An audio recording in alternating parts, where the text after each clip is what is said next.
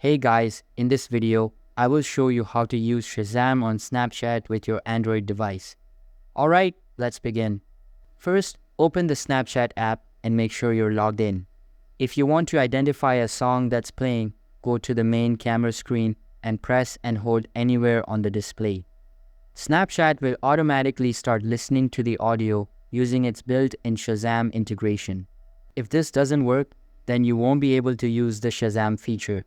If I open my browser and access the Snapchat support page, you can see that it is mentioned here that the Shazam feature along with some other ones have been removed. While it is removed from the newer versions, you can use the older versions of Snapchat to Shazam songs from your Android. But make sure to use trusted sources to download the app, as you might get your account hacked for using malicious websites. So that's basically how you can use Shazam on Snapchat with your Android device. And that's it for this video. If you find this helpful, consider subscribing and giving this a big thumbs up. Thanks.